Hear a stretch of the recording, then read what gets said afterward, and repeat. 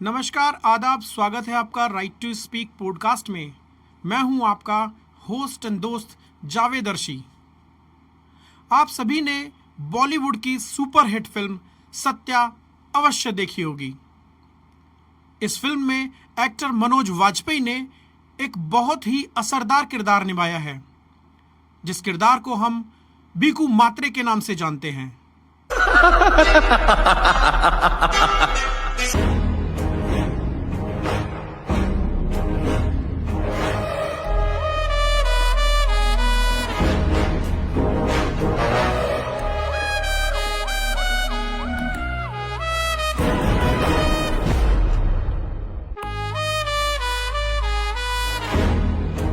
आज हम आपकी मुलाकात कराने वाले हैं एक ऐसी शख्सियत से जिन्हें असल जिंदगी का बीकू मात्रे कहा जाता है। सुना है वकीलों की आवाज है, वकीलों के कल्याण के लिए करते हैं काम, कड़कड़डुमा के दबंग हैं। रमन शर्मा है नाम। स्वागत है रमन शर्मा जी आपका राइट टू स्पीक पॉडकास्ट में। पहला सवाल, कौन है रमन शर्मा? सत्या फिल्म के किरदार बीकू मात्रे से आपका कंपैरिजन क्यों किया जाता है? कुछ कह नहीं सकता कि कंपैरिजन एक ऐसे जो मुंबई का डॉन, मैं एक्चुअल में डॉन नहीं हूँ, एक एडवोकेट हूँ, एक नॉर्मल सा एडवोकेट हूँ। मैंने भी लॉ करी बाकी सब की तरह और प्रोफेशन ज्वाइन करा और यहाँ आया, और आने के बाद जब हालात देखे तो मन करा कि नहीं भाई, कोई तो आवाज़ होनी चाहिए, कोई तो बोले इनके लिए। सब अपने अपने काम धंधे में बिजी हैं आजकल, सभी बहुत ज़्यादा हेक्टिक लाइफ है सबकी, बहुत बिजी शेड्यूल होते हैं, दूसरों के लिए किसी के पास टाइम नहीं है। बस दिमाग में एक ऐसी बात बैठ गई कि शायद एक ऐसी फेटर्निटी जो इतनी दबंगाई से अपनी बात, चाहे वो जज साहब के सामने रखनी हो, चाहे वो पुलिस के सामने रखनी हो, high court, supreme court, government, हर जगह एडवोकेट्स को देखा। तो फिर ऐसा क्यों कि कई जगह ऐसी आ जाती हैं जहां बिल्कुल ही हमें दबा कुचला वर्ग समझ लिया जाता है। जैसे एक्चुअल में अगर एक वकील को कहीं थाने में अगर कोई ज़रूरत पड़ जाए या कोई अपना उनका कोई मैटर हो जाए, तो ऐसा मान लीजिए कि वो सब कुछ भूल जाते हैं। फिर ऐसे समय पे एक ठीक गाइडलाइंस की ज़रूरत कि हाँ, एक एडवोकेट होने के नाते आपको क्या करना चाहिए, कैसे उस परिस्थिति को संभालना चाहिए, कैसे उस भाई को सहारा देना है जो परेशान है, कैसे उसकी वो परेशानी ख़त्म होगी, इन सब चीज़ों को देखना। और देखते देखते ही आपके सामने ही आज ये क्वेश्चन है कि भीखू मात्रे। तो आपके कार्य जो आप करते हैं, जो आप साथ खड़े रहते हैं हर मुश्किल की घड़ी में अपने साथियों के साथ, वही आपको शायद बीकू मात्रे की पहचान दिलाता है। दूसरा सवाल, आगामी 24 मई को शादरा बार एसोसिएशन के इलेक्शन होने हैं जी, जिसमें आप सेक्रेटरी पद के उम्मीदवार हैं। जी, ये आपका चौथा इलेक्शन है। जी, मेरा चौथा इलेक्शन है। आप इस बार चुनाव जीतते हैं, अगर ऐसा क्या बदलेंगे जो 3 बार जीतकर आपने नहीं बदला है? देखिए, मैंने अभी थोड़े दिन पहले एक फेसबुक पे पोस्ट डाली थी कि एक्सपीरियंस एज का मोहताज नहीं है, ठीक पर उम्र के साथ साथ तजुर्बा बढ़ता है। जी। ठीक है, जब मैं आया मैं काफ़ी छोटा हुआ करता था, 5 साल की मेरी स्टैंडिंग थी जब मैं पहली बार जॉइंट सेक्रेटरी बना था। उसके बाद 7 साल की स्टैंडिंग में मैं सेक्रेटरी बना, मेरी उस समय एज 32 ईयर थी। तो ऐसा कह लें कि छोटी उम्र में जिम्मेदारियां बड़ी मिलने से, कि सबने इतना भरोसा दिखाया कि इतनी बड़ी जिम्मेदारियां दी, तो वो बेस से ही ऐसा तैयार होता चला गया कि अब जाके ये समझ आया है कि काम तो कभी ख़त्म होते ही नहीं है। चेंजेस तो हर रोज़ ज़रूरत है कचहरी में। जैसे पार्किंग की रिक्वायरमेंट थी कि 400 गाड़ियां खड़ी थी। 400 गाड़ियां खड़ी होने का मतलब था कि 400 रेगुलर प्रैक्टिसिंग एडवोकेट दुखी होता था अपनी गाड़ी खड़ी करने के लिए। काम कभी ख़त्म नहीं होते जी। चेंजेस हमेशा आपके आगे दरवाजे खोले बैठे हुए हैं, बस ये है कि आप उन्हें देख पाते हो या नहीं, क्योंकि आप वो चेंजेस तब देख पाएंगे जब आपके पास टाइम होगा। अगर आपके पास टाइम ही नहीं है तो फिर चेंजेस करने की बात ही कहाँ रह जाती है। फिर तो सिर्फ इतना रह जाता है कि मैंने सुबह कोर्ट जाना है, अपने 5-7 मैटर देखने हैं, 2-4 बेले देखनी है, अपना पैसा कमाना और घर जाना है। चेंजेस की जो रिक्वायरमेंट है वो लीडर्स को सोचनी चाहिए। और आज की डेट में जो अभी तक का सबसे बड़ा मुद्दा है वो ये है कि काम खत्म होता जा रहा है। ओके। क्रिमिनल का काम तो अप्रोक्सीमेट खत्म ही हो चुका है। जावेद भाई, आपने सुना भी होगा कि 7 साल से नीचे के केसेस में पुलिस अरेस्ट नहीं करती, पावर है उनके पास, जी जी वो इन्वेस्टिगेशन ज्वाइन करा के छोड़ सकते हैं। उससे ऊपर में कोर्ट से जमानत नहीं मिलती।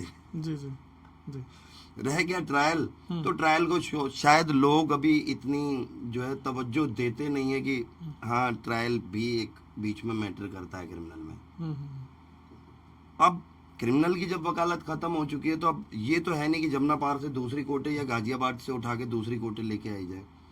अब सिर्फ इतना करा जा सकता है कि जैसे 498 की 406 की क्वेश्चन है वो हाई कोर्ट होती है, डिमांड करी जाए कि उस क्वेश्चन को, क्योंकि बर्डन बढ़ता जा रहा है। 406 की क्वेश्चन थोड़ा हमारे 498 ए 406 एक्चुअल में जो दहेज से रिलेटेड जितने भी मैटर होते हैं, ओके जो पारिवारिक विवादों में अक्सर एक मुकदमा सबसे पहले दर्ज होता है 498 और 406, जी अमानत में खयानत जी और क्रूएल्टी, प्रताड़ित करना। ओके ये मुकदमा दर्ज होता है। जब ये सेटल होते हैं तो उस मुकदमे को खत्म कराने के लिए हम या तो डायरेक्ट हाई कोर्ट का दरवाजा खटखटा सकते हैं, क्योंकि हाई कोर्ट के पास ही पावर है ओके कि वो मुकदमे को किसी भी स्टेज पे खत्म कर सकती है। ठीक। तो हम हाई कोर्ट जाते हैं, वहाँ पेंडेंसी इतनी है कि क्वेश्चन के लिए भी 7-7, 8-8, 10-10 महीने, साल भर वेट भी करना पड़ जाता है। वो क्वेश्चन की जो पावर्स हैं वो नीचे सेशन कोर्ट्स में डीजे को दी जाए, ओके कि बर्डन कम हो, हमारे पास काम बढ़े। हाई कोर्ट अपीलेंट कोर्ट है, उसे अपीलेंट कोर्ट रहने दो ना, उसे ट्रायल कोर्ट क्यों बना रहे हो? ओके उसे ट्रायल कोर्ट नहीं बनाना, उसे अपीलेंट कोर्ट है, अपीलेंट कोर्ट का काम रहने दो, नीचे का काम है वो नीचे ही खत्म हो। हमारा भी काम बढ़ेगा, हाई कोर्ट्स का बर्डन भी कम होगा कि नीचे का काम नीचे नहीं पड़ रहा। हाई कोर्ट के पास पूरी दिल्ली का वैसे ही सारा दुनिया भर के मसले हैं। निचली अदालतों को भी काम मिलना चाहिए। बिल्कुल यही, ओके निचली अदालतों को भी काम मिलना चाहिए। और दूसरा, मेरे भाई अगर मुझे मौका देते हैं, मेरी फेटर्निटी अगर मुझे मौका देती है, तो मैं कहना चाहूँगा कि मैं आते ही सबसे पहले जिस काम पे जुड़ना चाहता हूँ वो है ओरिजिनल ज्यूरिडिक्शन। मैंने पहले भी अपने लाइव में एक बार जावेद भाई बोला था कि सिविल ही की ही वकालत अब एक जरिया रह गया है सिर्फ वकालत को बढ़ाने का। और 2 करोड़ तक का ज्यूरिडिक्शन है डिस्ट्रिक्ट कोर्ट्स के पास में। 2 करोड़ में जमुना पार में मुझे नहीं लगता कि एक ठीक सी झुग्गी भी आ जाएगी आज की डेट में। बहुत महंगी हो गई है जमीन। कागजों में कुछ और चलता है और ओरिजिनल कुछ और होता है। फिर भी कागजों वाला भी देखें तो फिर भी एक अच्छी खासी झुग्गी भी अगर सोचे तो नहीं खरीद पाएंगे हम। तो 2 करोड़ से हमें ऊपर का ज्यूरिडिक्शन चाहिए, हमें अनलिमिटेड ज्यूरिडिक्शन चाहिए जैसे बाकी सभी स्टेट में। यूपी में ओके वहाँ हाई कोर्ट का कोई ऐसा नहीं है कि इतने करोड़ का है तो हाई कोर्ट सुनेगा, इतने करोड़ का है तो डिस्ट्रिक्ट कोर्ट सुनेगा। वहाँ ओरिजिनल ज्यूरिडिक्शन डिस्ट्रिक्ट कोर्ट के पास है। ओके आप जितने का भी विवाद हो आप डायरेक्ट डिस्ट्रिक्ट कोर्ट में फाइल करें। यहाँ हमें 2 करोड़ तक, यहाँ 2 करोड़ से ऊपर है तो फिर हमें हाई कोर्ट जाना कैपिंग कर दी गई है। जी, वो कैपिंग खत्म करनी है। हमें और स्टेटों की तरह ओरिजिनल ज्यूरिडिक्शन चाहिए ताकि हमारे पास भी कुछ काम आए, हमारे वो केसेस डिसाइड हो। मैं कह रहा हूँ अनलिमिटेड ज्यूरिडिक्शन मिलना चाहिए डिस्ट्रिक्ट कोर्ट्स को। उसके बाद मुकदमे जो भी डिसाइड होते हैं, चाहे किसी के फेवर में हो किसी के अपोज जाए, अपीलेंट कोर्ट बैठा है ना हाई कोर्ट, अपील में जाएंगे ना। तो हमारा काम खत्म करके किसी और को काम दिया जाए ये बर्दाश्त नहीं होगा ना। बाकी सारे कोर्टों में इलेक्शन हो चुके हैं, हमारे कोर्ट के रह रहे हैं। और मैं अभी तक तो सिर्फ अपने भाइयों की तरफ देख ही रहा हूँ कि क्या कोई प्रेरोगेटिव कोई ऐसा लेता है कि ऐसा कोई शुरुआत करता है कि नहीं जी इस पे काम होना चाहिए। पर अभी तक तो कुछ ऐसा नज़र आया नहीं। पर मैं आते ही सबसे पहले इसी काम पे लगूंगा। मैं काफ़ी अपने सीनियर्स के टच में भी हूँ जो इस मुद्दों पर ऑलरेडी काम कर रहे हैं। पर ये कह लें कि अब उम्र का तकादा कह लें, वो जोश, वो जो भाग दौड़ एक जवान एज में करी जा सकती है, थोड़ा एज का तो प्रभाव पड़ता है जी। तो मैं उन सब लोगों के भी टच में हूँ। और मैं आते ही सबसे पहले इन्हीं मुद्दों पर काम करके वकालत के पेशे को फिर दोबारा जिंदा करने की कोशिश करूँगा। बहुत अच्छा। एक मुख्य समस्या कड़कड़डूमा कोर्ट में जो हमें जिसकी जानकारी है वो चैम्बर्स और सीट्स से जुड़ा हुआ मुद्दा है। वकीलों को चैम्बर्स और सीट्स की बहुत ज़्यादा कमी है। वकीलों को क्लाइंट से मिलने के लिए चैम्बर्स नहीं मिल पा रहे हैं। तो इस दिशा में आप कुछ प्रयास करेंगे जिससे ये सुविधा मिल सके? जावेद भाई, मैंने प्रयास करा और मैं सबको ओपनली बताना चाहता हूँ कि मैंने सीटें लगाने का प्रयास करा था जी कि जितनी भी हमारी बेसमेंट हैं चैम्बर्स ब्लॉक की, जी EFG उनकी बेसमेंट्स हैं, वो मोस्टली लोग यूज़ नहीं करते थे। जी अब ये तो बड़ी मुश्किल से उनसे कह के कि भाई बाइक अंदर खड़ी करो, बाइक अंदर खड़ी करो, नहीं तो वो खाली पड़ी रहती थी। अच्छा। वहाँ मैंने सीटें लगाने की कोशिश करी थी, पर उसमें हमारे ही कुछ भाइयों को जिन्हें ये पसंद नहीं था कि मैं वो सीटें बांटूं। ओके। कोई ना मुझे वो सीट चाहिए थी, ना मेरे किसी फैमिली मेंबर्स को चाहिए थी कि किसी को ऑब्जेक्शन होना था, वकीलों का भला होना था, होने देना था। मतलब आज क्रेडिट आपको नहीं दिया जाना मुझे चाहता था। क्रेडिट नहीं चाहिए भाई, वकीलों के काम होने दो बस। मैं कह रहा हूँ मुझे गालियां बको भाई, हम्म। मुझे गालियां बको, मुझे फेसबुक पे भद्दे भद्दे कमेंट करो, आई डोंट केयर। मजा आता है, एक किक मिलती है इन कमेंट से। ये जो चलता है ना सब ये फेसबुक पे, इन्हें पढ़ के काम करने का जज्बा और ज्यादा बढ़ जाता है कि नहीं यार इसने ये कहा, अब तो ये जरूर करना है यार, करके दिखाना अब कि हाँ ये हो सकता है, बस लगन की जरूरत है। आप नेगेटिविटी को पॉजिटिविटी में चेंज कर देते हैं। हाँ, वो मुझे ईंट मार रहे हैं और मैं अपना मकान बना रहा हूँ उन ईंटों से। अरे वाह वाह वाह। बहुत अच्छा। एक आपसे जुड़ा एक क्वेश्चन है कि शादरा बार एसोसिएशन में आपकी कौन सी ऐसी विशेषताएं हैं जो बाकी उम्मीदवार जो चुनाव लड़ रहे हैं उनसे आपको अलग बना रही हैं? ऐसी कोई खास विशेषता तो है नहीं, क्योंकि मेरे कोई 10-12 हाथ नहीं है, जी। 4-5 टांगे नहीं है, 5-7 चेहरे नहीं है। कार्यशैली कार्यशैली कार्यशैली का मेरे पास टाइम बहुत है। जी एक्चुअल में जब समझ में आया कि दुनिया में हर आदमी अपने लिए जीने के लिए ही पैदा हुआ है यहाँ। हम्म भाई पहले छोटे से थे, मम्मी पापा पालते हैं, बड़ा करते हैं, स्कूल में एडमिशन हो गया, 10th हो गई, 12th हो गई, ग्रेजुएशन हो गई, फिर जी अच्छी जॉब लग जाए, फिर शादी हो, बच्चे हों, वही कोलू के बैल वाली ज़िंदगी। ओके। तो हमने इस कोलू के बैल वाली ज़िंदगी को जीने से बढ़िया ये सोचा कि जितनी बची खुची ज़िंदगी है वो सारी अपनी फैटर्निटी के नाम करी जाए और दूसरों के लिए जिया जाए। ओके। जो दूसरों के लिए जीने की क्षमता रखता है, शायद वो बहुत कुछ छोड़ने की भी क्षमता रखता है। अपने लिए जी तो तो क्या जिए, ये दिल इसी बेवफा जमाने के लिए। तू जी ए दिल जमाने के लिए। आज अगर वकीलों को और मेरे इस अधिवक्ता समाज को अगर सबसे ज़्यादा किसी चीज़ की ज़रूरत है, हमारे प्रोफेशन को रॉयल प्रोफेशन कहा जाता है। जी सुप्रीम कोर्ट ने भी कई बार अपनी जजमेंट्स में कहा कि रॉयल प्रोफेशन, और मैं खुद मानता हूँ कि रॉयल प्रोफेशन है। रॉयल्टी पैसे से नहीं होती, रॉयल्टी आदमी के किरदार में होती है। ये नहीं है कि जेब में लाख रुपए पड़ा है मैं तभी रॉयल हूँ। अरे मेरी जेब में 10 रुपए पड़े हैं पर मैं फिर भी रॉयल हूँ यार। मैं तुझसे नहीं मांगूंगा, मैं तेरा छीनूंगा नहीं भाई, मैं अपने इस 10 रुपए में रॉयल्टी से रहूंगा। तो मैं ये कहना चाहता हूँ कि अगर कुछ भी ना हो पाया तो इतना जरूर है कि आप सुरक्षित रहेंगे और जिस सम्मान के आप अधिकारी हैं वो सम्मान आपके जो हक का है वो सम्मान आपको दिलाया जाएगा। इस चीज़ की मैं गारंटी लेता हूँ। और जिसे कभी कभी भी कहीं भी कभी कोई ऐसी परेशानी महसूस हुई, मैं हमेशा खड़ा रहा हूँ। मैं पद पे रहा हूँ चाहे ना रहा हूँ, और आगे भी चाहे पद पे रहूँ ना रहूँ।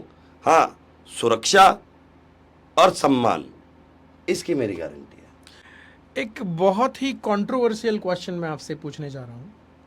आपके चुनाव में आपके खिलाफ चिलम वर्सेस कलम का नारा प्रयोग किया गया, आपकी क्या राय है इस पर? एक्चुअल में मुझे नहीं लगता कि ये नारा मेरे लिए, मैं लॉ ग्रेजुएट हूँ जी।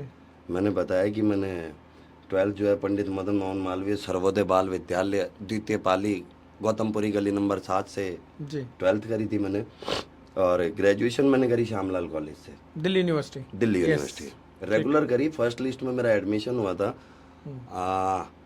और साइड बाय साइड जब मेरी ग्रेजुएशन हो गई तो उसके बाद कहीं घर का माहौल गांव देहात का था तो उन्हें बेल्ट की नौकरी बहुत अच्छी लगती थी। जी जी जी। तो दिल्ली पुलिस के लिए ट्राई कर रहा था। इन बिटवीन लॉ भी, पिताजी ने कहा कि लॉ कर लो भाई, क्योंकि हमारे एरिया में बहुत सारे लोगों ने लॉ कर ली थी। हमारे बड़े भाई हैं प्रवीण गोस्वामी जी, और भी भाई साहब अजय शर्मा जी हैं, मनोज गोस्वामी जी हैं, बहुत सारे भाई हमारे जो लॉ कर चुके थे। तो मैंने भी लॉ में एडमिशन ले लिया, लॉ करी और पढ़ के ही करी। शायद मेरी आज तक कोई भी बैक नहीं है, और शायद नर्सरी से लेके और LLB फाइनल ईयर तक मेरी एक भी बैक नहीं है। और केसेस, अगर कलम वाली बात है तो कहना नहीं चाहिए कि जो भी लोग ये नारा दे रहे हैं उनके लिए भी मैंने कलमें चलाई है जावेद भाई। मैं इनके लिए भी थानों में जाके लड़ता रहा हूँ। मैंने इनके क्लाइंटों के मुकदमे भी करे हैं, मैंने इनके मुकदमे भी करे हैं। मतलब आपका ये कहना है कि जहां से चिलम वर्सेस कलम का नारा निकाला गया, उनके लिए भी आपने अपनी कलम का इस्तेमाल किया है। बिल्कुल करा और है, उनको मैं सपोर्ट किया है। बिल्कुल सपोर्ट करा है ये भाई। दावा मैं बड़ा नहीं हो जाएगा आपके क्यों तरफ से? बड़ा हो जाएगा? जी जितने रहने वाले हैं कोर्ट में, अगर कोई 2008 से पहले से या 2008 से अगर कोई कोर्ट में है जी तो वो इस बात की गवाही देगा भाई कि मैं उनके मुकदमे लड़ता रहा हूँ, मैं उनके परिवारों के मुकदमे लड़ता रहा हूँ, मैं उनके यार दोस्तों के मुकदमे लड़ता रहा हूँ, मैं उन्हें थानों से छुड़ा छुड़ा के लाता रहा हूँ। कहना नहीं चाहिए, खैर मैं करने वाला कोई नहीं, करने वाला तो परमात्मा, मैं तो एक माध्यम हूँ। पर हाँ, इस माध्यम ने, जो उस ईश्वर ने आदेश करा, इस माध्यम ने बहुत काम करे। और मुझे अब भी कोई ऐसा कोई गुरेज नहीं है किसी का काम करने में। मैं भगवान से यही दुआ करता हूँ कि परमात्मा इतनी शक्ति दे, इतनी शक्ति दे, इतनी सहनशीलता दे कि अगर कोई ऐसा व्यक्ति भी जो मुझे पसंद नहीं है मुझसे मदद मांगने आता है, पहली बात तो मैं फिर कह रहा हूँ कि मैं करने वाला कोई नहीं हूँ, करने वाला परमात्मा, मैं तो माध्यम हूँ। अगर कोई ऐसा आदमी भी कि जिसे मैं पसंद भी नहीं करता और वो भी मुझसे मदद मांगने आता तो मेरे मुंह से ना आना निकले। ये आपका बड़प्पन है, इसके लिए हम आपको अप्रिशिएट करेंगे। थैंक यू जावेद भाई। एक चीज मैं आपसे पूछना चाहूंगा कि चिलम वर्सेस कलम ये चुनाव नहीं है, आपने कहा जी। तो ये चुनाव को आप क्या नारा देंगे? नारा क्या देना है जावेद भाई, 3 टेन्योर मेरे निकल चुके हैं, तो ये आरोप बेबुनियाद है। आरोप क्या है? हाँ, ये कह सकते हैं कि जब मेरे खिलाफ कुछ ऐसी चीजें नहीं ढूंढ पाएगी जिससे मुझे बदनाम करा जाए, जैसे मैं पैसा खा गया, जी मैं बार लूट के खा गया, सबूत दो ना यार।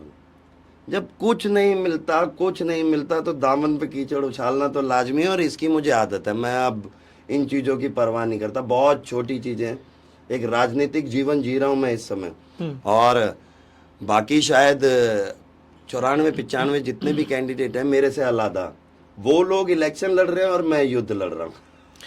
आपके दर्शक हमारे पॉडकास्ट के माध्यम से आपको देख रहे हैं। जी।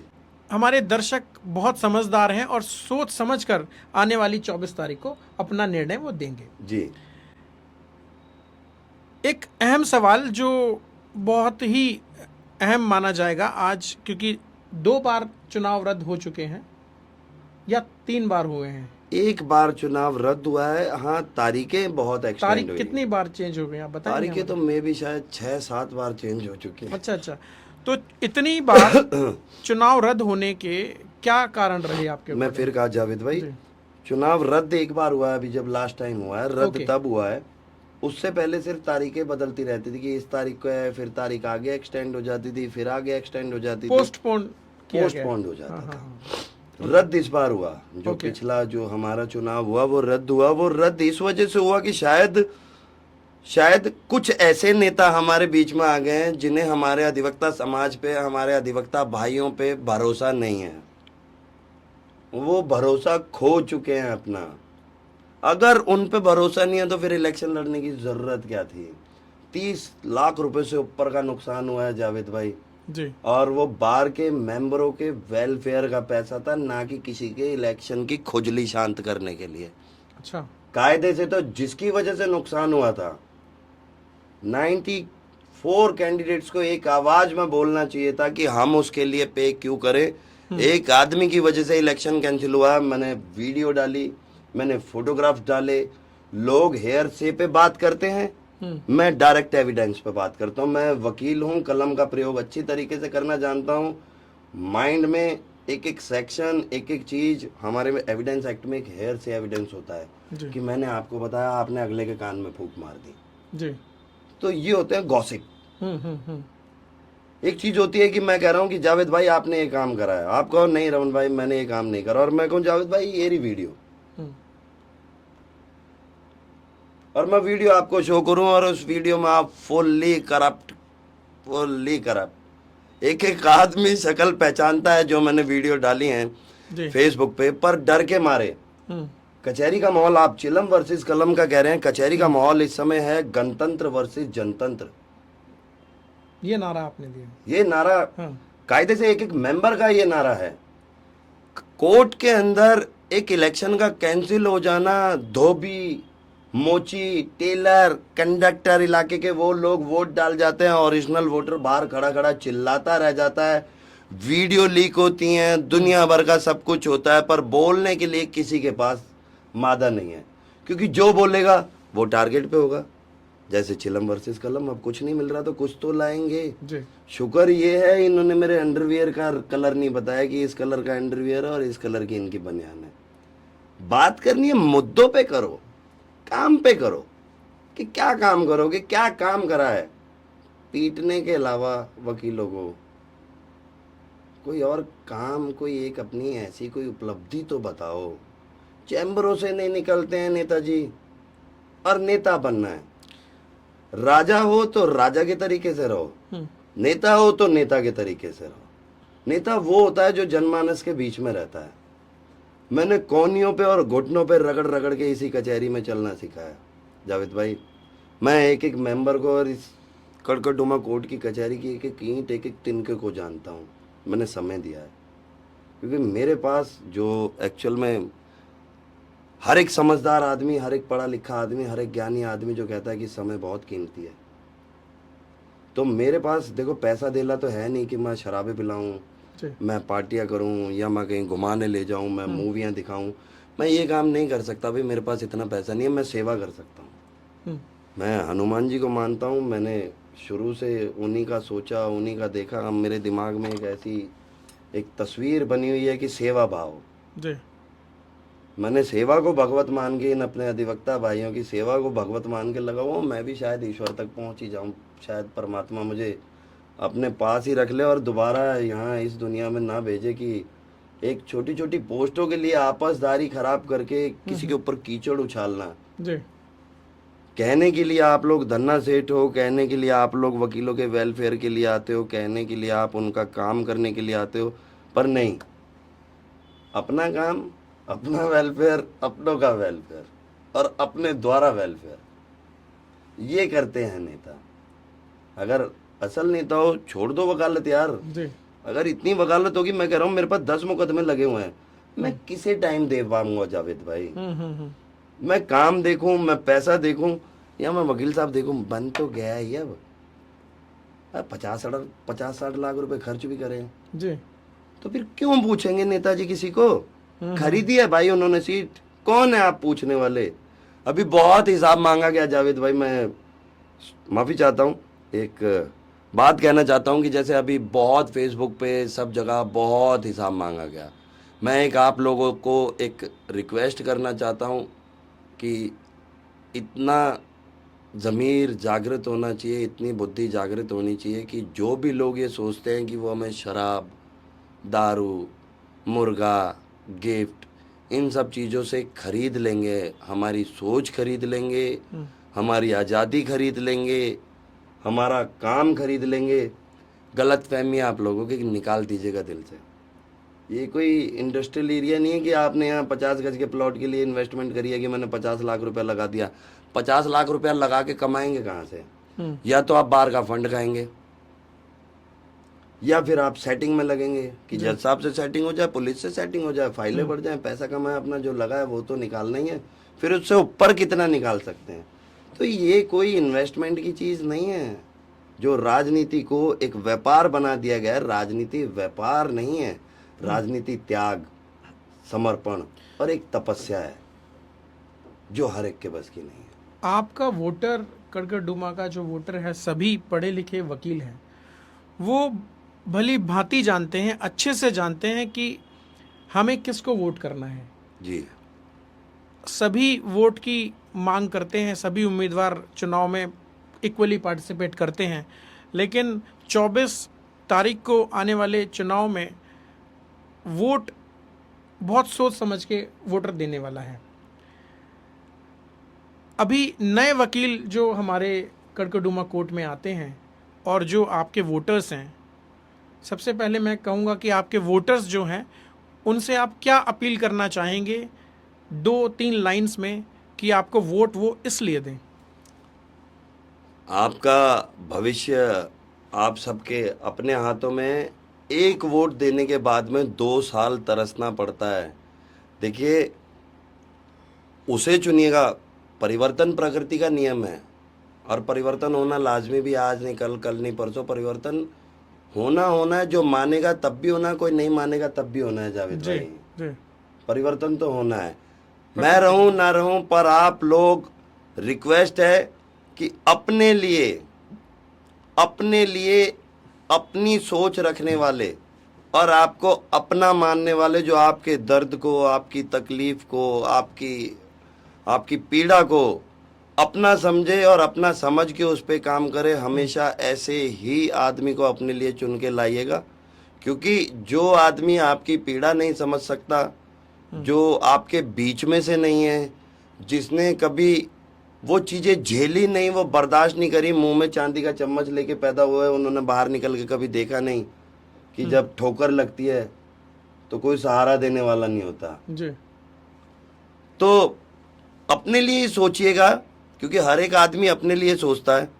अपने लिए सोचिएगा कि आप कम से कम इतना सोचें और इतना दिमाग लगाएं और आने वाली पीढ़ी को भी अवगत कराएं कि वो नेता चुनिए जो हर जगह आपके साथ कंधे से कंधा मिला के खड़ा हो, ना कि आपको 5 आदमी लेके नेताजी को ढूंढना पड़े, 4 बीच में बिचौलिए डालने पड़ेंगे, जी हमें नेताजी तक ले चलो कि जी हमें नेता ही पता नहीं जावेद भाई मिलेंगे नहीं मिलेंगे। अक्सर जैसे होता है जावेद भाई, एक तरफ बीजेपी है, एक तरफ कांग्रेस है, एक तरफ सपा है, एक तरफ बसपा है, सारी पार्टियां हैं। जी किस पार्टी को वोट दोगे? तो मैं पार्टी को वोट नहीं दूंगा जावेद भाई, मैं उस आदमी को वोट दूंगा जिससे मैं इजी अप्रोच कर सकता हूँ, जो आपके साथ दुख सुख में खड़ा रहे। खड़ा हो, जिसे मैं डायरेक्ट टच कर सकूं। तो यही मैसेज आप देना चाह रहे हैं अपने दर्शकों को और ये अपने वोटर्स को? मैसेज क्या है? ये तो गांठ बांध लेनी चाहिए पल्ले हर अधिवक्ता को। जी हर अधिवक्ता को यही सोच के ही मत का प्रयोग करना चाहिए, क्योंकि उसके बाद नेताजी नहीं मिलने वाले जावेद भाई। रमन शर्मा जी, आपका हम धन्यवाद करते हैं। थैंक यू जावेद आप भाई, हमारे पॉडकास्ट में आए और आपने कीमती समय हमें दिया। बहुत धन्यवाद। आप सभी बने रहिए राइट टू स्पीक पॉडकास्ट के साथ और हमारे YouTube channel right to speak को लाइक, शेयर एंड सब्सक्राइब करना ना भूलें। धन्यवाद। Take care. Good night.